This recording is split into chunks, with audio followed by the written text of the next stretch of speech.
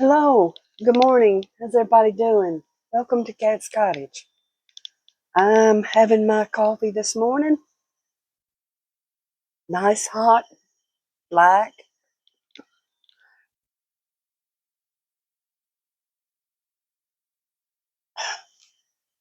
Yes, and it's kind of chilly in here this morning, and I'm watching a new little rabbit. Whoop, there you go. He is really cute. He's just having a good old time reading that book. And here's the thing: he's got his fire going, and he's got a door to the outside out there, and there's moths blowing around his light out there, and look like he don't worry about anything, you know? He's not worried. He's not worried about the dust. Oh, me. Oh, yeah, he's enjoying that book. Got him some tea. It looks like hot chocolate right there that cup. Yeah. Uh, that's a really talented person or people. I don't know how many people put that together, but they're really talented, you know.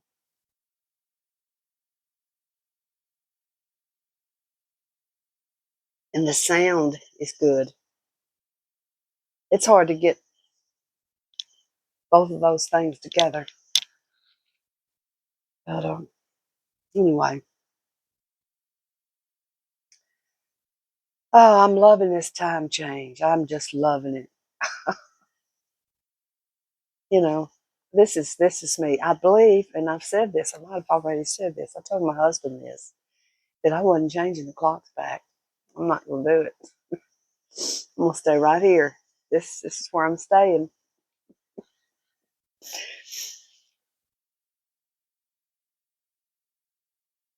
This is going to be my time. Now, my doctor's appointments or something like that, I might need to pay attention to what's correct. But I'm not, and I'm not changing all these clocks around here. And I'm not changing this clock anymore, this watch. I'm staying in this time. I like this time. Oh,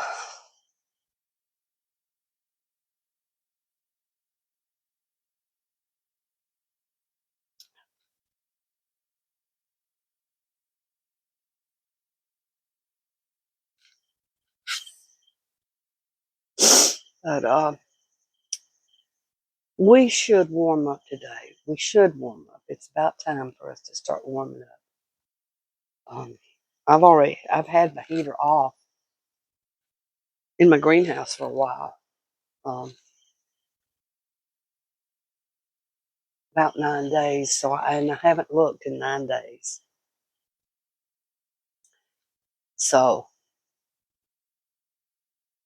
if I have flowers blooming in there, that'll amaze me anyway. Um,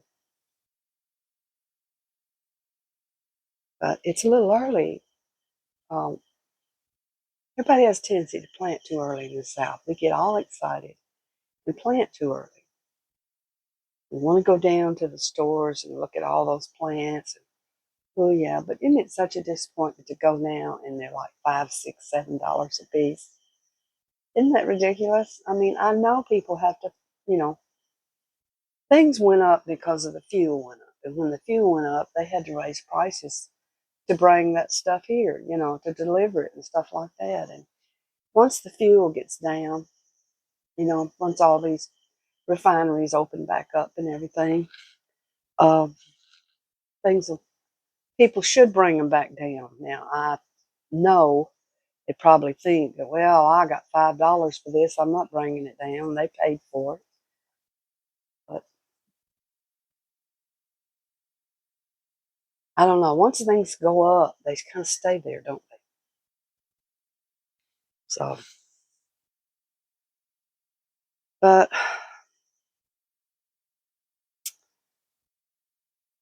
I don't know. You know, And it's not even, I don't know what these people should call themselves. Uh, and don't you dare take Tea Party name. No, me and my husband were both Tea Partiers years ago, and don't you dare take that, because you're not patriotic, and you're not fighting for the same things that we fought for and supported. So no, you're not Tea Party. Name yourself something else. You know, maybe the Minority Rebel Rousers, something like that. Uh,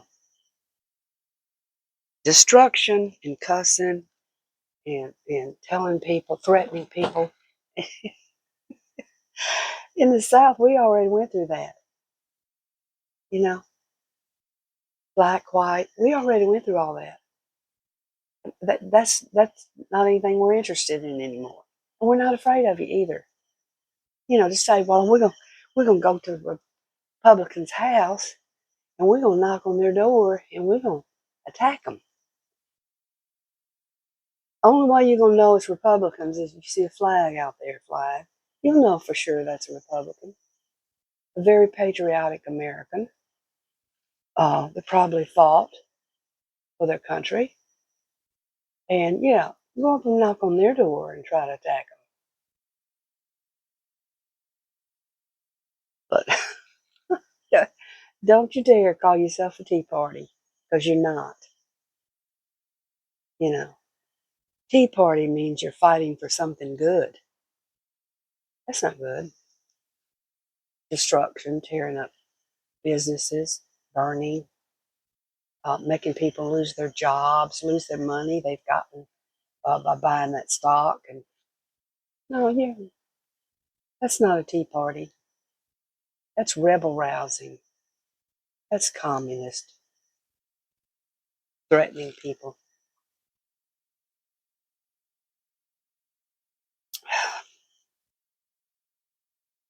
My nose is itching. Does that mean anything? I know when the palm of your hand would itch, the old saying was you're going to get some money. But my palm ain't itching at all.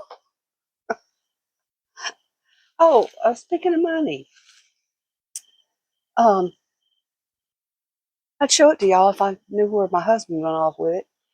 I'm going to get some money from Social Security. They're going to send me some bonus. Not the way they broke it down was like they were not going to send it all in one lump. And I think that is because they figure if they send you a little, you'll spend it into the economy. Uh, if they send you a full lump of it all, you'll want to pack it away somewhere, store it. If you get a couple $100, you're going to go down somewhere, maybe to Walmart, buy a big bunch of groceries, supplies you need. But if you get like up to 1,000 or more, you're not going to run down there to Walmart and spend all that, groceries. But you'll be quicker to spend the small amounts. So it looks like they're breaking it up into 4 lots. Uh, and that's probably correct. Probably will spend those 4 lots as they come. And anyway, that's pretty cool. I told my husband, I said, I don't expect to get any money like that he's talking about. It'll be for the family. And I'll be darned, we both got it. So, of course, it's just a piece of paper saying it's coming to you. But that's pretty cool. If some of you have gotten that, just Social Security now. It's not like hey, here's a bonus, but it's Social Security. When I was going to wait till I was 65 to get the Social Security. And then, somebody was telling, no, go and get it now. Wow, you might be dead in that next year. So I went and, well, I was 63, I think. I went and got it. And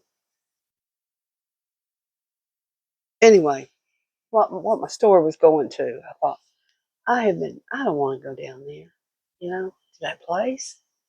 I don't want to go down there and I'll just wait till I'm 65. I think it might have been 67 too. That was where you got your full money. So they was, go on down there. You ain't gonna get but a few dollars more. Go on, get it, girl, and start spending it. So I thought, okay, I will do that.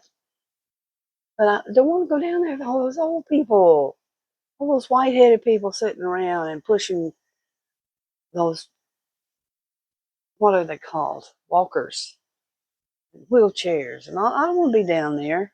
And they stink. No, I don't want to be down there. Well, surprise, surprise. When I went down there, I was the only one gray-headed there. Only one. Everybody was young. And I thought, oh my God, they're getting Social Security? Well, must be some reason. Anyway, I think I told y'all this story, but I'm going to finish it anyway. My number was called, and here we are again. Numbers, packed in the waiting room. I just hate those places. Anyway, I went back there. It's like the little windows, You sit, you can hear the conversation of the person sitting right next to you, like at the dinner table. And anyway, the guy next to me, and he was a big guy, but he could still get a job and work. He wasn't so big he couldn't work. You know, I've known big people to work. You know, I've had a lot of people that worked around me that were big. I'm talking about fat, not just a big person, fat. Um, anyway, he was about 35, maybe at the most. And he was wanting money. So, because he said he was too fat to work. And he couldn't lose the weight. Nobody would hire him because of his weight. And he wanted support. Well, they gave it to him. They took about as long to get him as it did me. They gave it to him. And then every other one that came in, they gave it to him. They were young. So I can see why they say there's abuse and they need to evaluate these things. They gave him money for being fat. Now I can understand. I could see him that maybe someone like, oh nah, they'll eat us out of house and home, and here we can't hire him serving hamburgers or French fries. Or no, he'll be lazy. No, he'll probably have a lot of ailments and can't work. Well, you're not gonna hire him. That could all be possible. But you could still try. You don't go in there and I need Social Security because I'm fat. And I'm like, oh my gosh, you know. But that's just my experience, you know. Um,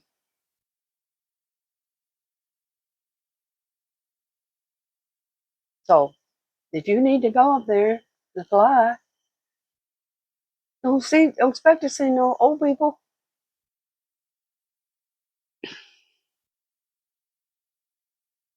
I don't know how they're getting applied and getting their money, but it ain't up there. I felt real. I mean, I felt like I was out of place.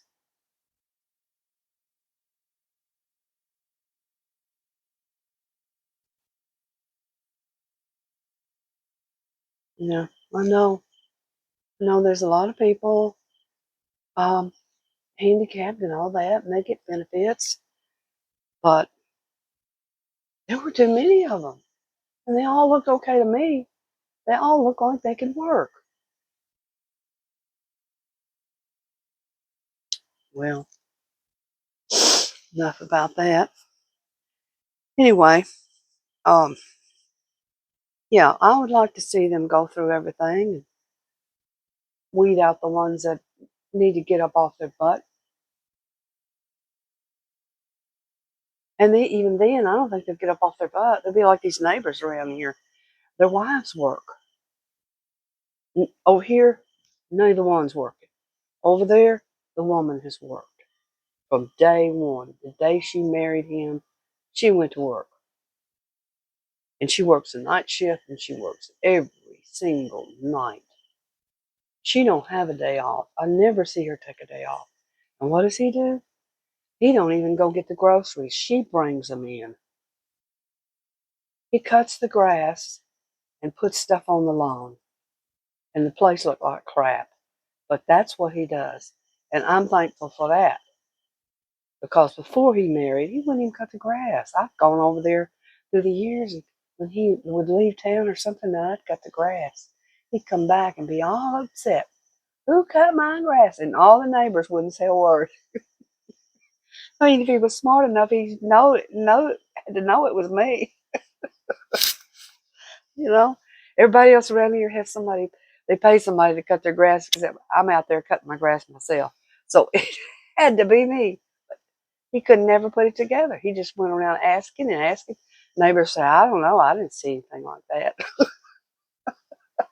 But his grass would grow up huge. And it'd be like a grass marathon.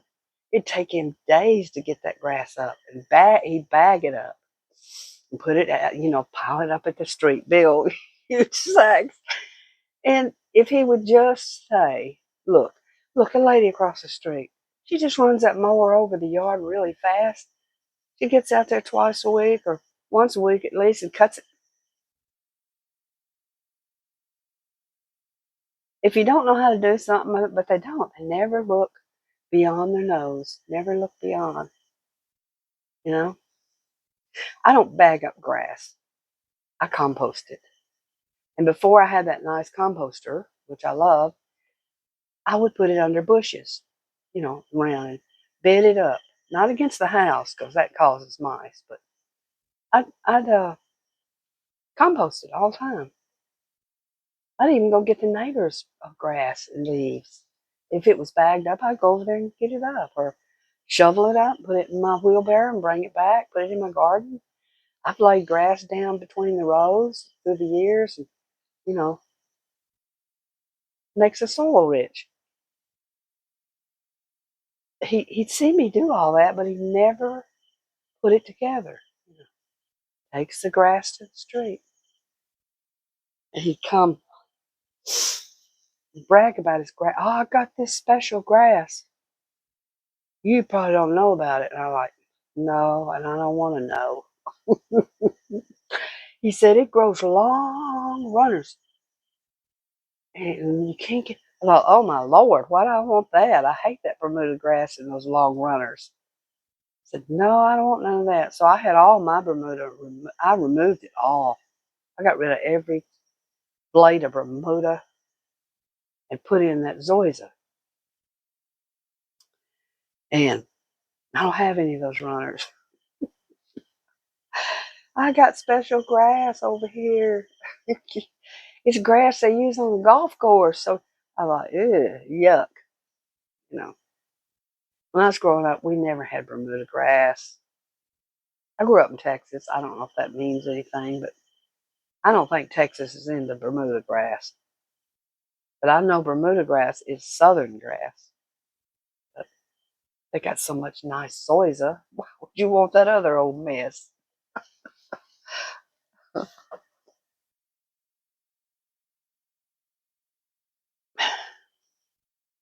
I don't know what kind of grass Daddy grew. He liked a grass that he could reuse for the chickens and the rabbits and stuff, animals.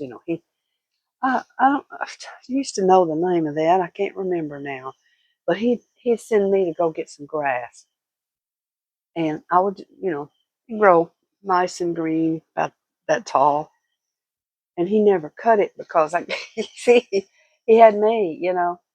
Go get the rabbits some grass. They need some grass. I'll just pull away and pull away.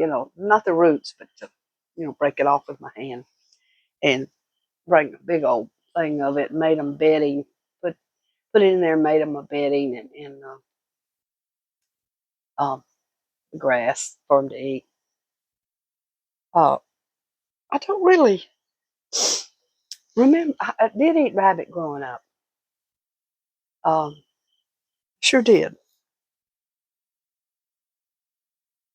And but it wasn't anything that I was, I really like chicken. So that's what I like the chicken. And somebody offered me, uh, oh, it's my son-in-law offered me duck eggs the other day when he came over. I want to know if I like duck eggs when I want something. I said, well, I had duck eggs before, but I'd left them alone and let them hatch out. I don't really like duck eggs. They're, bitter. I could eat it if I needed some, had to. Um, but no, I wasn't really into duck eggs.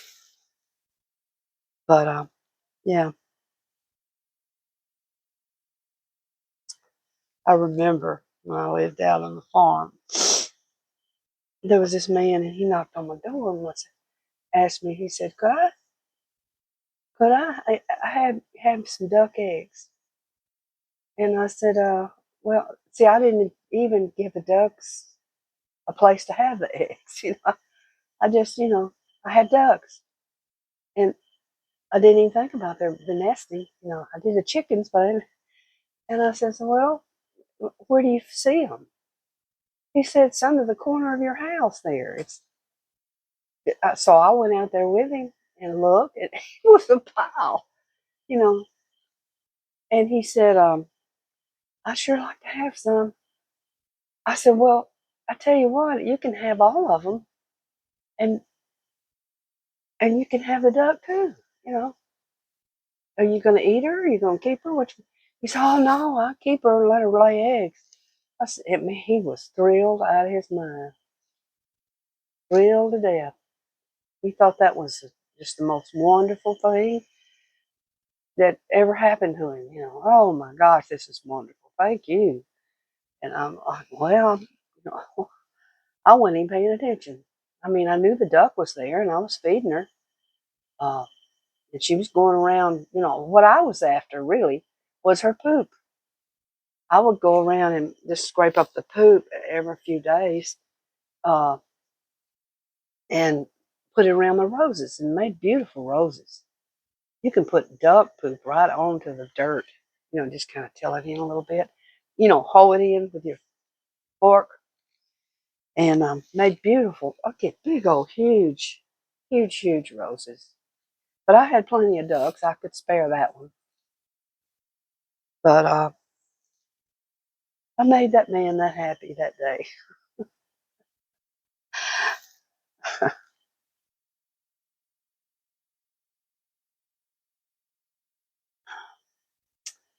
Yeah.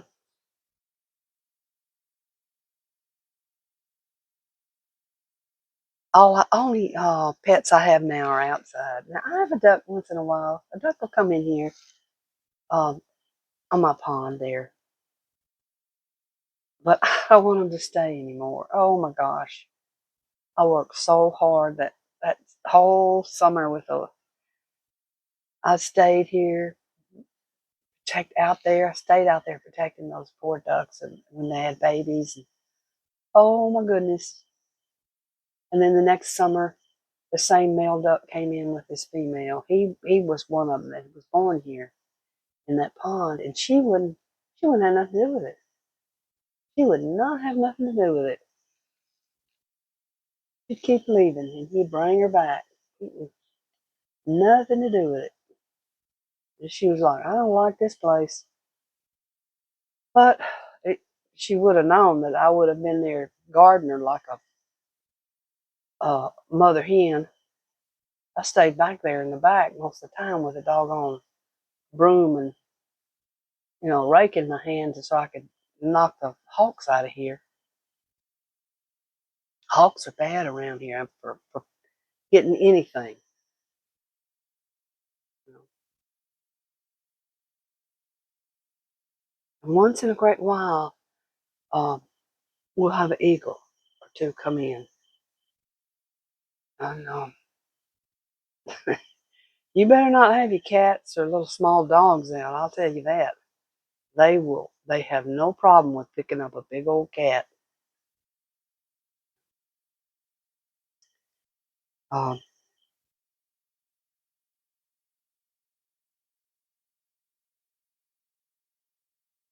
I don't know how you keep a little dog in your backyard. How do you do that? Keep a little dog in your backyard. Um, After I saw that big old eagle pick up that cat and take it off up into the tree and eat it, uh, I don't know. I think I'd have to fix up a wire covered place and let my dog out into that and then back. I just couldn't, you know, that wouldn't work, little small dog. I think those things I saw are those chicken runs, and you make long tubes out of wire, and you run them in different, you swing them and put them in different places on your property, and it's connected to the chicken yard, um, or house, with a cover, and this chicken can go, walk down the walk down the tube of wire. That's that's something else. I'm glad my daddy didn't see that when he was growing up. Man, we'd had them wire tubes all over the place. I guess it's a pretty smart idea, though. You know, it keeps the critters from getting what you got. And I looked out there one night and saw a coyote there over on the neighbor's lawn, and we'd had a lot of trouble with cats, always stray feral cats, and then all of a sudden they disappeared. I thought, well, that's nice. No more of those feral cats. And then I saw that coyote over there. There's never just one. And I told him when I saw him, I was walking out, and I said, "Hey, I saw a coyote in your front yard last night." And his eyes got big, and he got all upset. If I'd known that, I wouldn't have. I don't talk to him no more. Um, Me and my wife, we sit out there sometimes, and we don't want none of that. And I said, "Did you know you were complaining about and you were catching the stray cats and taking them to the shelter, and you noticed you hadn't done that for months?" I said, "The cats don't come over here no more. The feral cats don't come our way no more. They can smell that coyote." "Well, I don't want to get attacked." I said, "That's crap. Coyotes aren't going to attack you. At least they never attacked me, and I used to go hunting all the time." I said, "Now, I ain't gonna say they won't attack you in a big pack and they're desperately hungry. I don't know if they attack you, but not likely. Not likely."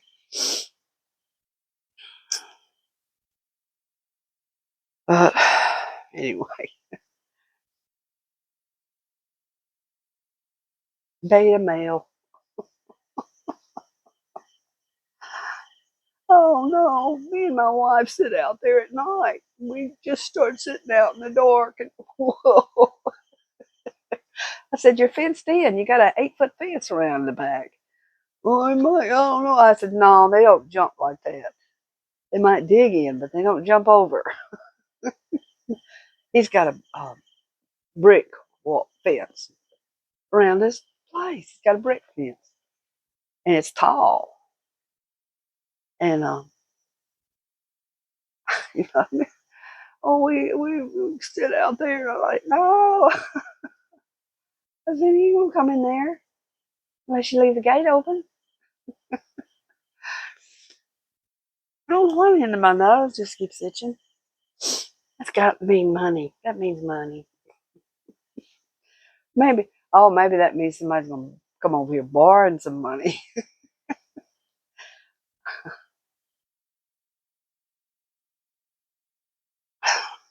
Well, that's okay too. Uh, you know, I watch stuff on here on YouTube too, like everybody else. Y'all watch me, I watch you. We all watch each other, and there's things that we wouldn't do in them, we don't like in them, or we don't like some of it in them. Um, and if, say, this house was totally empty, and it has been off and on for years, never had anything in it. None of this, none of that, none of that. No TV in the window. No, nothing, nothing, nothing. It's been that way. You would find something to criticize. So don't criticize other people. Don't do it. Anyway, oh, I could sit right there where that little rabbit is. Sit right there. He's not worried if that blanket is perfectly straight in that chair. He's not worried about if the moths are out there around over there around his lamps. He don't care. He look like he's reading a story and having a good time. I was thinking about the other day. I thought, well, I hadn't read a book and I don't know when. Now I used to look at a lot of garden books. Uh, you know, I liked reading. I'd done all that in those books, but I liked it. I wanted to read, and you know, just I don't know. You just kind of want to remind yourself. And oh gosh, I think about it. I used to have notebooks around here, and I'd have I got to have another notebook. Let's get over there. I got to go over there to the school supplies. I got to get me a new notebook. And what I did was I'd scribble in them and write in them what I was planting, and I was going to make a new. Oh, I'm gonna make a new flower bed. I gotta get me a notebook, and I go. And I loved writing in it and draw. I draw out my garden. I draw out a section in the yard that I was going to remake, redo.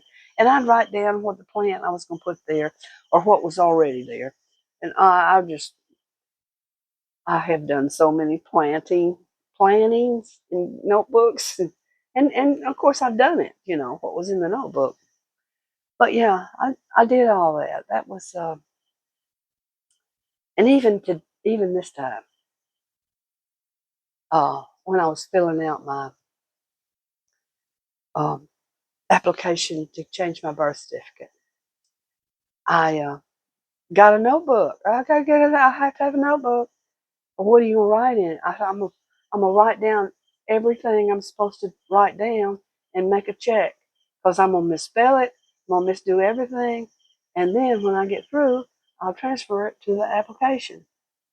Hopefully, I do it right.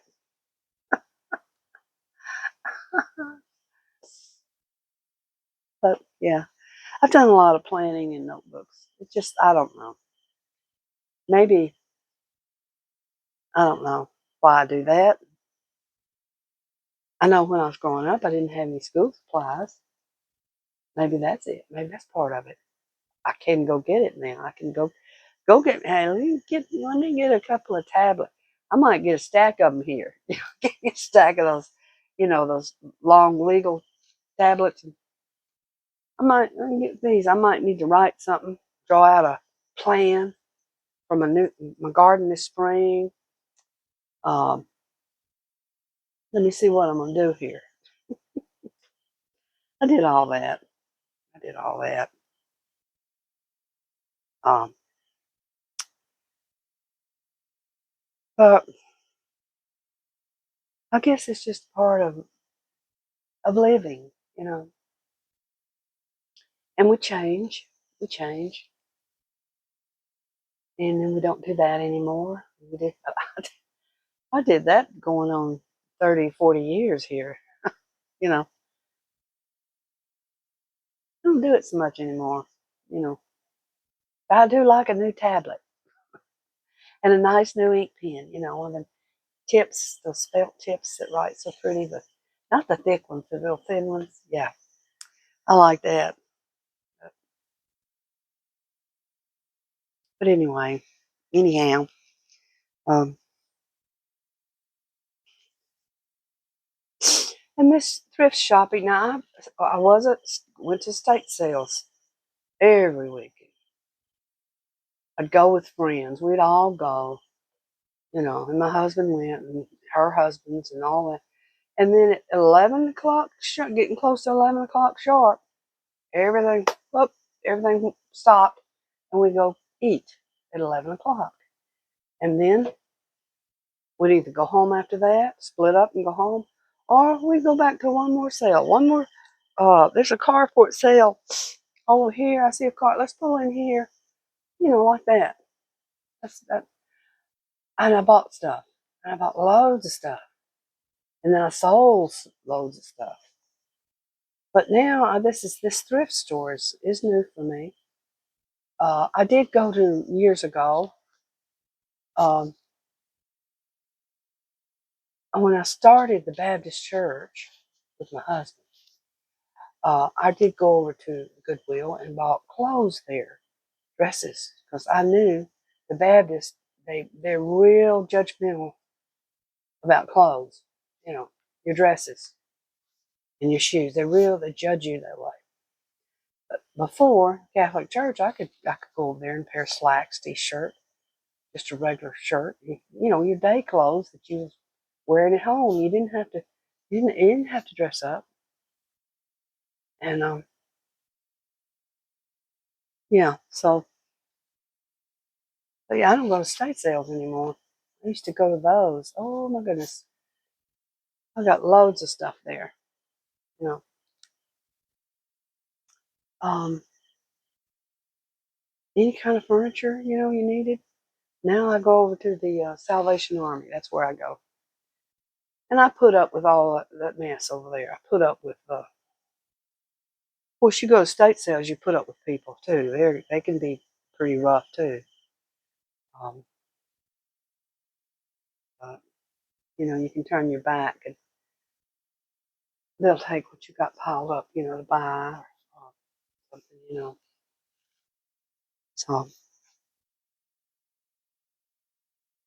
but over there, I think you can always count on. If somebody took it away from you or you missed it, you can count on it coming again. You know, because most people, we all buy the same things. If somebody passes, they dump it. You know, dump it over at the Salvation Army.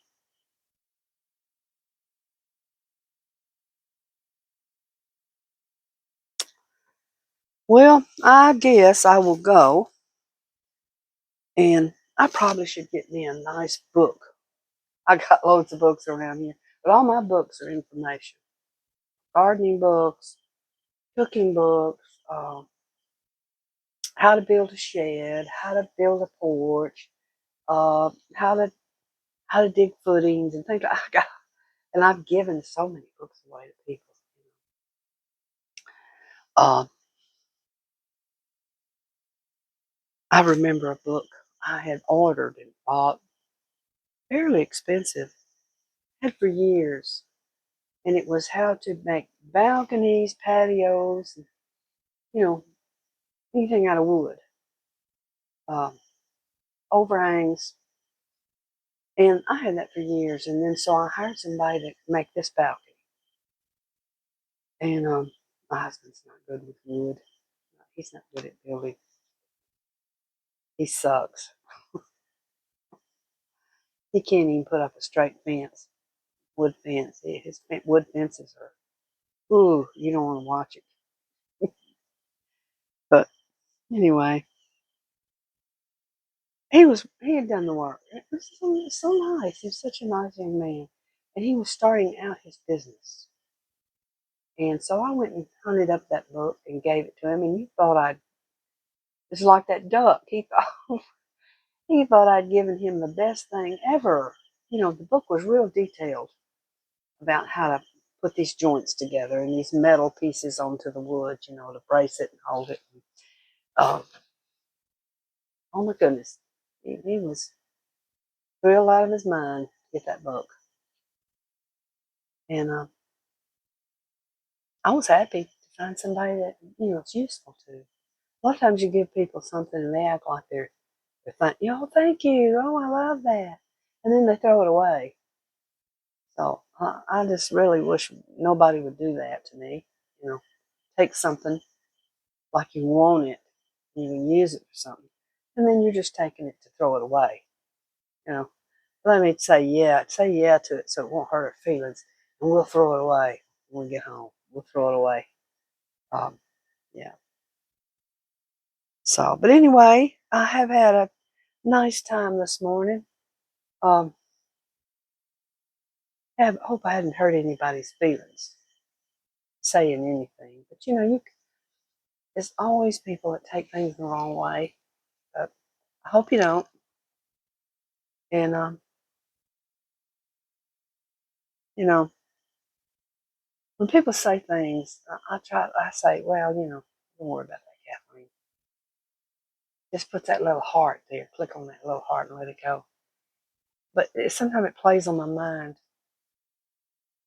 and it can also make you feel like, what's the point of this? What's the point of talking to anybody? What's the point of making a video? I don't even have a good ID to be paid for it. So what's the point? You kind of start thinking those things and just walk away from it. Uh, so I'll let y'all go. I've done run out of gas here. I'm gonna get me another cup of coffee. This is gone. And last time I sat in this big tough chair that's right here beside me and just went right back to sleep. Now it was. It looks like it's 2:45. I might turn this on at 2. I'm not sure. But I see I'm close to 43 minutes. Oh my gosh. I better go. I'll talk to y'all later. Bye bye.